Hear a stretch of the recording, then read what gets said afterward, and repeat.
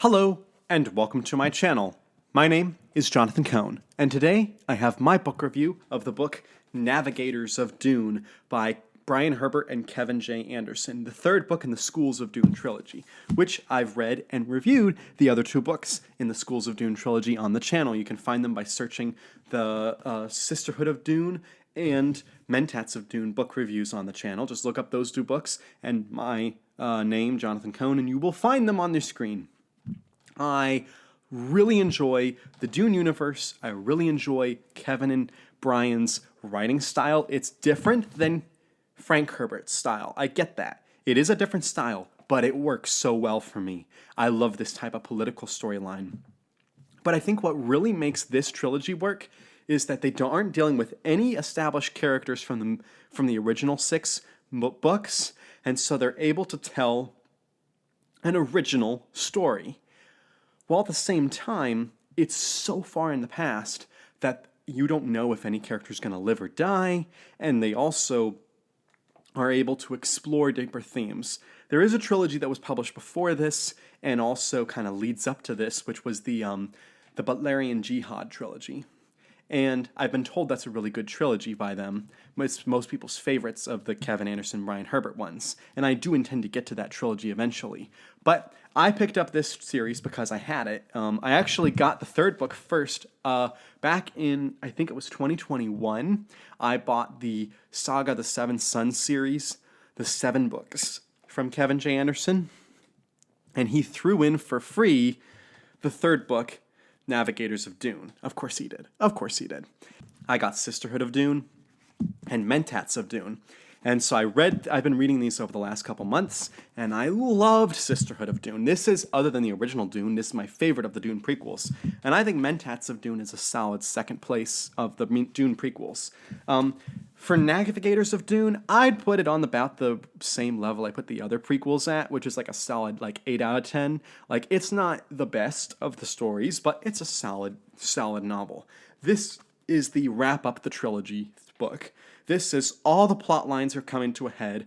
All of the plot lines are ending. Many characters are going into battle.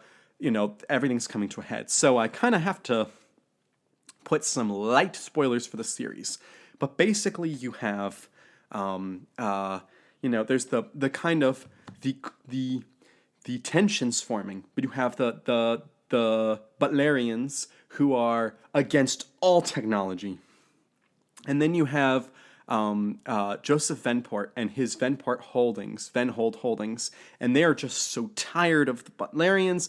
They believe there should be some technology. They're focused on having navigators. They're about business and exploring and advancing technology and all that stuff. And then you have the Emperor Carino, Roderick Carino, who's kind of in the middle. And basically, all three of them are at war with all three of them in this book. And the alliances are constantly shifting, and their focus is constantly shifting, and the people who are with each group are constantly shifting. And then you have the Sisterhood School, which is just totally in the middle, and is just kind of like, what are we doing here? The Sisterhood School was a major part of Book 1, and then they were a minor part of Book 2, and they're a minor part of Book 3.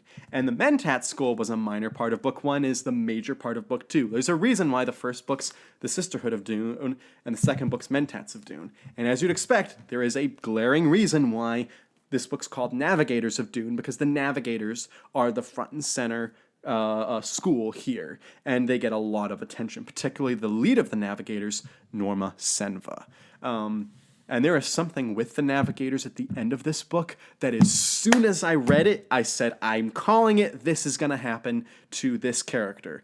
This character is going to have to do this because of the way that Norma Senva said this earlier in the book. And I was right. And another 30 or 40 pages later, I saw it. I called it. I was like, yes, I called it. I saw that writing.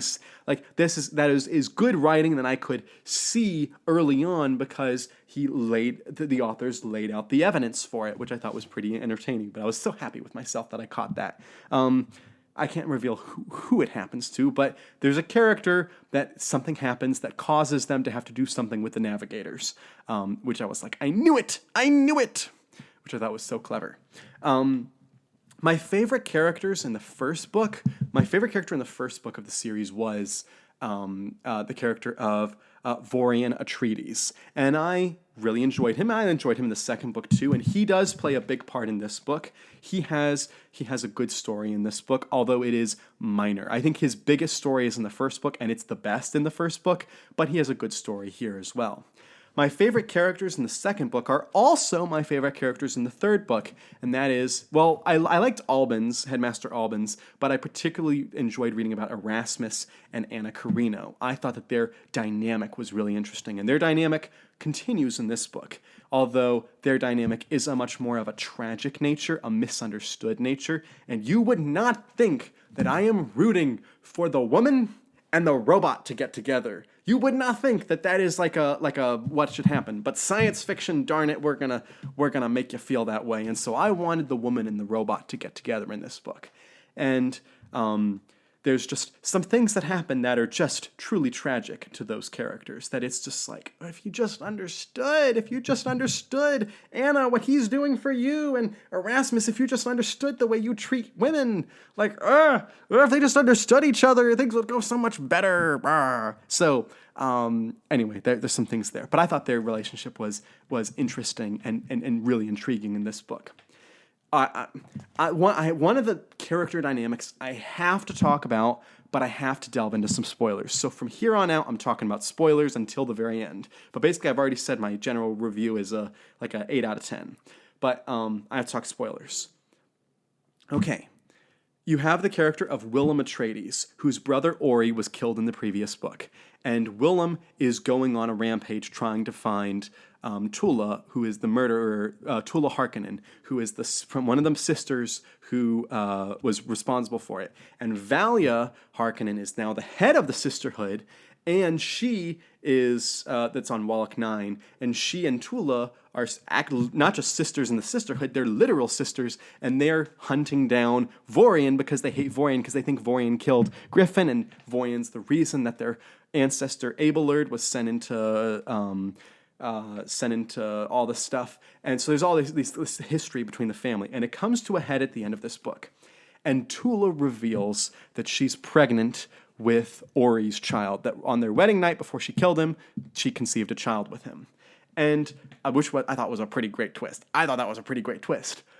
But what they do with that was so frustrating.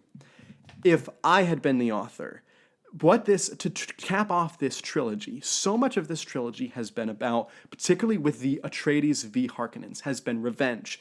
The Harkonnens keep going after the Atreides, trying to get revenge when really it's not necessary. And then the Atreides go after a revenge on the Harkonnens when it's also, in my opinion, really not necessary. And there needed to be a forgiveness, a kind of redemption, a way for the two families to get together. Now, in universe, if you're like looking at the history of the Dune universe, that in the original Dune, they're enemies and they can't have this connection, and like there's logical reasons in universe why yes they should not be, they shouldn't have a reconciling. But in terms of this trilogy and in terms of storytelling narrative, it would have been so good, especially with how bleak this book is. This is a bleak ending. This is not a happy ending book. This is a bleak book.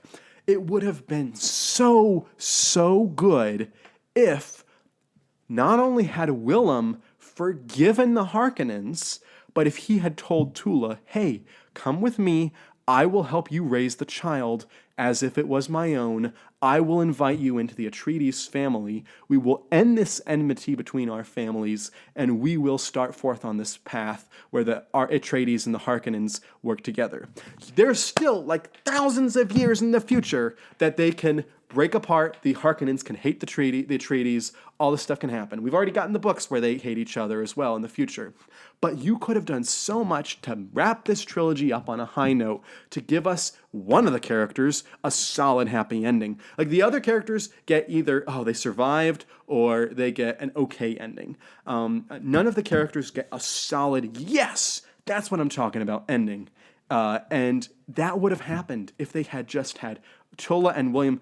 Maybe not even have them become lovers or have a romance between them. Maybe just say that they're just raising the kid together or something. I don't know. But there was this opportunity for reconciliation between the two families that just doesn't happen. And because of that, this ending is bleak. This ending is bleak. And it could have been so much better. And so that's my long frustration with that part of the book. That being said, I think that the action in this book is really well done. I think the first 100 pages of this book is frustrating because it kind of rehashes things. A lot of people hate or get angry during the Wheel of Time because he's constantly rehashing stuff because it's like, look, the last book was 700 pages and the one before that was 700 pages. I gotta catch you up to what's happening. So a lot of this book is rehashing, and I understand why that can be frustrating. But once you get past the first 100 pages, once you're done with the rehashing of the previous books and you're into the actual plot of this book, I think that it's really exciting, really engaging. Once the action really starts, there's several battles in this book, and once they all start, they just start going and going and going, and it continues, and the action and the adrenaline keep building, and it's really exciting. And this book has by far the most action of the trilogy. I mean, by far. So I think it's really entertaining. So if you have read Navigators of Dune, or really the whole Schools of Dune trilogy, let me know your thoughts. Again, I thought the first book was the best, one of the best Dune books out there. Mentats was a solid runner-up. And this book's okay. Again, there's things I would have changed, but really good. So let me know your thoughts in the comments section down below. And until next time, I'm Jonathan, and thank you for watching.